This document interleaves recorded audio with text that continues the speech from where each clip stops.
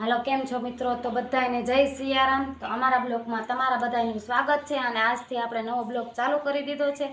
અને ઘણા સમયથી આપણે બ્લોગ નહોતા બનાવતા, પણ સમય નહોતો એના આધારે અમે બ્લોગ બનાવી નહોતા શકતા। તો હવેથી આપણા કન્ટિન્યુ બ્લોગ તમને જોવા મળશે। તો બ્લોગમાં બન્યા રહેજો, શેર કરી દેજો, સબસ્ક્રાઈબ કરી દેજો। ઘણા મિત્રો ઘણા પૂછે છે તમે બ્લોગ કેમ નથી બનાવતા, પણ બ્લોગ બનાવવાનું કારણ એ કે સમય નહોતો, જનકે નહોતા બનાવી શકતા, હું નહોતી બનાવી શકતો, થોડું કામ એવું આવી ગયું હતું એના માટે પછી આપણા કન્ટિન્યુ આજથી નવા બ્લોગ ચાલુ થઈ જાય, દરરોજ તમને બ્લોગ જોવા મળશે।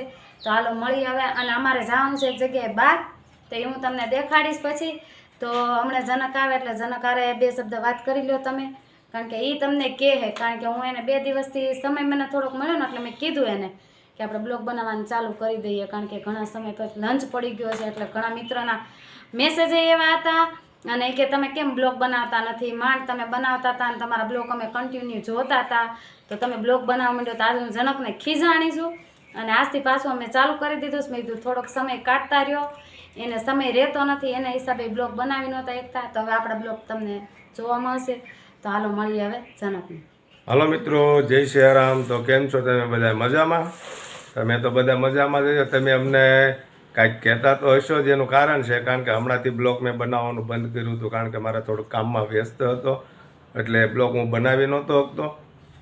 એટલે તમને એમ થયું છે કે આ લોકો કેમ અચાનક જ બંધ કરી દીધા, પણ જે કામથી થોડોક વ્યસ્ત રહેતો હતો અને સમય રહેતો નહોતો એટલે આપણે બંધ કર્યું હતું। હવે પાછું નવા બ્લોગમાં તમારું પાછું સ્વાગત છે મિત્રો। તો કન્ટિન્યુ જોવાનું રાખજો, અને મારો હોસ્ટ ટાઈમ ઘટે છે એટલે હોસ્ટ ટાઈમ થઈ જાય એના માટે તમારે હું કન્ટિન્યુ બ્લોગ મૂકતો રહીશ, અને તમે કન્ટિન્યુ પૂરેપૂરો બ્લોગ જોવાનું ચાલુ રાખજો। લાઇક શેર ને સબસ્ક્રાઈબ કરવાનું મિત્રો રાખજો ફૂલ। નવા હોય તો સબસ્ક્રાઈબ કરી નાખજો, અને ફરી પાછા નવા બ્લોગમાં તમારું સ્વાગત કરું છું। તો આજે છે મારે એક જરૂરિયાત કામ કરવા પણ મારે જવાનો છે, હું તમને આગળ બતાવતો રહીશ। ત્યાં પહેલાં હું તમને હિતુભાઈનું કામકાજ બતાવું કે જે તેને બધું એ ઘરે બેઠા બેઠા નહીં એવું કાંઈક કર્યું છે, બનાવ્યું છે, હું તમને બતાવું હું બનાવ્યું છે એણે। જો તો આ મોબાઈલમાંથી જ તે કાંઈક પેઇન્ટિંગ કરે છે, આવું બધું કર્યા કરે, આપણે જેવું નથી કરાવવું ને એવું કરે છે। જે આપણે ભણવાનું કહીએ છીએ ને તો જો આવું બધું કરવા માંડે છે। જો આ એણે ડીજે બનાવ્યું, બતાય તો ભાઈ કંઈક કરીને, એમાં શું તો એ નખરા કર્યા છે બધા, સ્પીકર બીકર બનાવીને કંઈક આ ઓલું કંઈક કરતો હતો ને, શું છે એ લાઇટિંગ લગાડવાનું। આ બધી એની પેટી છે, અને સાઉન્ડનું નામ ડીજેનું નામ રાખ્યું છે એણે મારુતિ। હા મારુતિ રાખ્યું છે, અને આ બધું એનું મટીરિયલ છે હજી બધું, અને નવરો બેઠો બેઠો જ આવું બધું કર્યા કરે છે। હલો મિત્રો, તો એક નવી શરૂઆત છે આપણી આજે કે મારે એક મનબુદ્ધિનું આશ્રમ છે ત્યાં એક કીટ દેવા જાવી છે। તો આપણે જવાનું છે પહેલાં તો કીટ તૈયાર કરવા, ત્યાર પછી ઘરેથી હું ને જલ્પા બે જવાના છીએ આશ્રમે કીટ દેવા। તો બ્લોગમાં બન્યા રહેજો, શું શું વસ્તુ છે એ હું તમને દુકાને જઈને પણ બતાવીશ। હાલો મિત્રો, તો આપણે પહોંચી ગયા છીએ કરિયાણાની દુકાને કે જે આપણે મનબુદ્ધિને આશ્રમે આપણે કીટ બનાવીને આપવાની છે। એ વસ્તુ પણ આપણે જોખાવાની શરૂ થઈ ગઈ છે, અને કીટ કમ્પ્લીટ થઈ જાય એટલે આપણે મનબુદ્ધિના આશ્રમે દેવા જવાના છે। કોણ કોણ જવાના છે, શું શું વસ્તુ છે, વસ્તુમાં યાદીમાં શેની બનાવી છે એ હું તમને પછી બતાવીશ। અત્યારે વસ્તુ આપણી જોખાય છે, બરાબર છે? તો જો આ વસ્તુ આપણે જોખાવાની શરૂ થઈ ગઈ છે।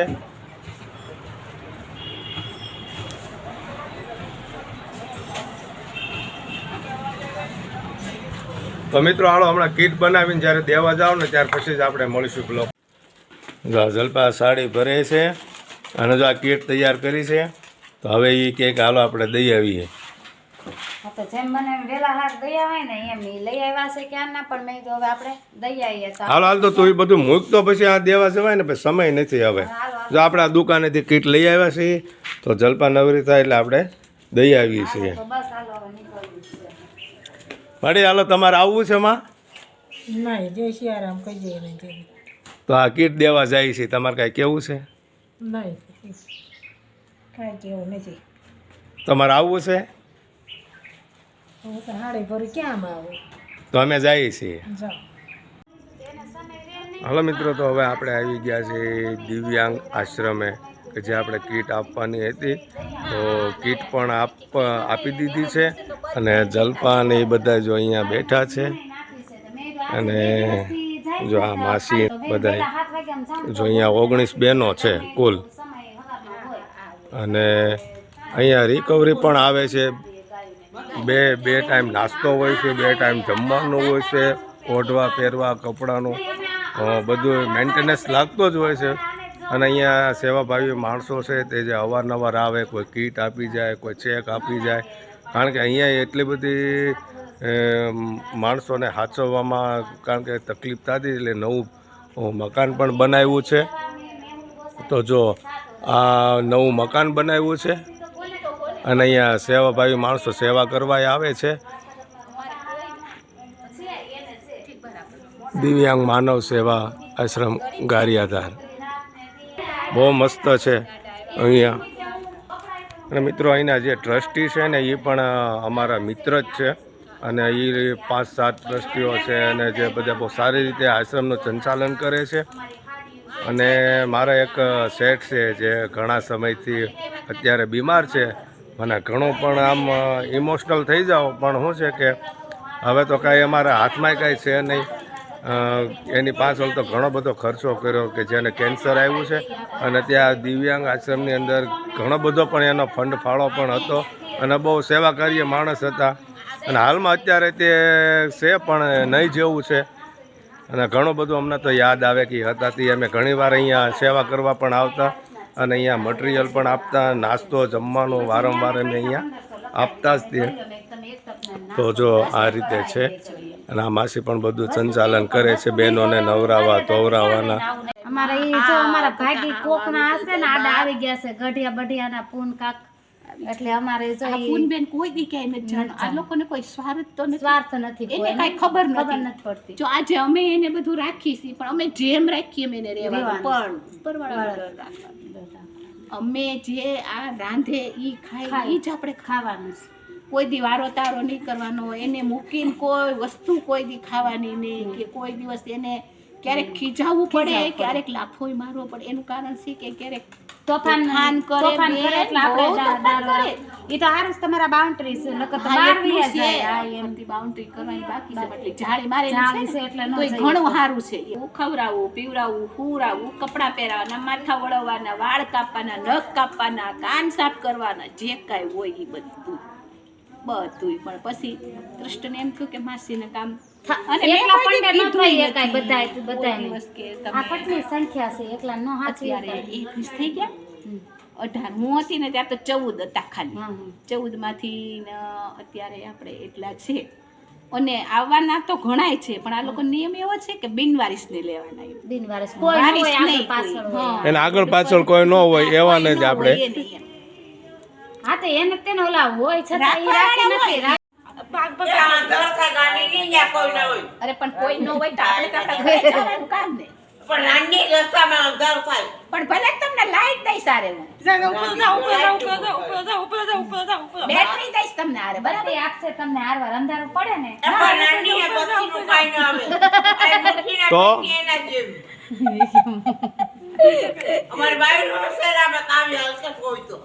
ના ના ના હારા જ છે. અરે બહુ સારા છે. તમને બધાને જમાડે.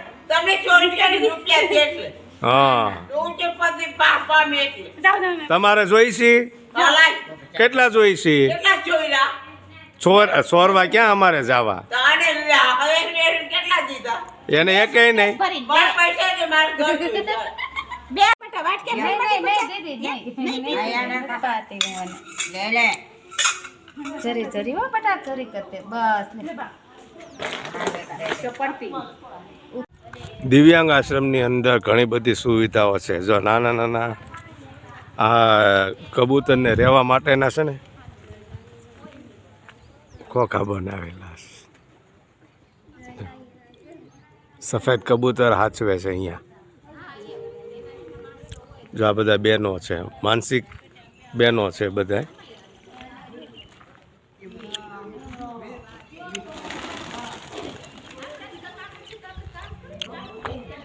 અમે બધા બહેનોને શું છે અત્યારે બહાર કાઢ્યા છે હવે ઘડીક અહીં તડકે બેઠશે ઉઠશે અને આમ એની રીતે હાલવાનું ચાલવાનું એવું બધું એની પાસે કરાવે, સમજાણું? સીતારામ માસી, માસી સીતારામ, સીતારામ બેન, સીતારામ.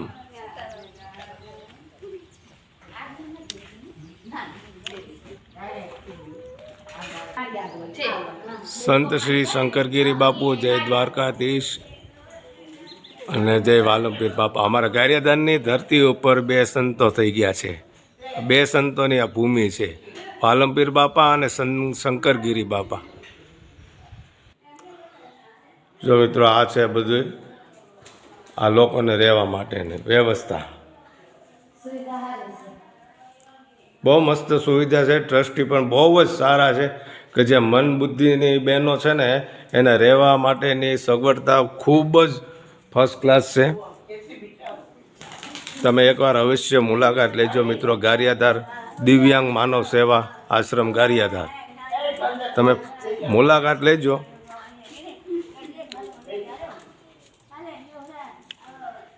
સીતારામ, સીતારામ. કેમ છે? મજા. એમને નાસ્તા પાણી કર્યા ને? હા. રેડી લ્યો.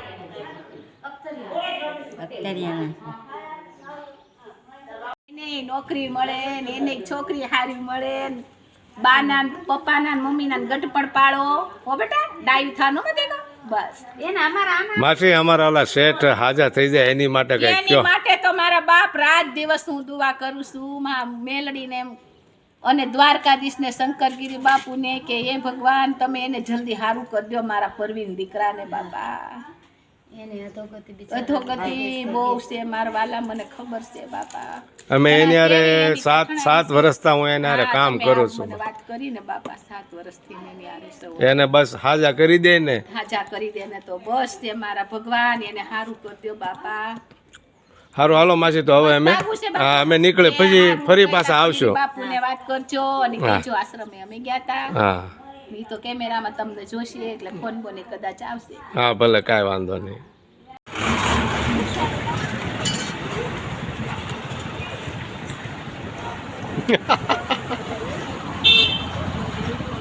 હાલો મિત્રો, તો હવે આપણે આવી ગયા છીએ ઘરે અને આ બ્લોક આપણે અહીંયા પૂરો કરશું. ફરી પાછા નવા બ્લોકમાં મળશું. ત્યાં સુધી જય સિયારામ.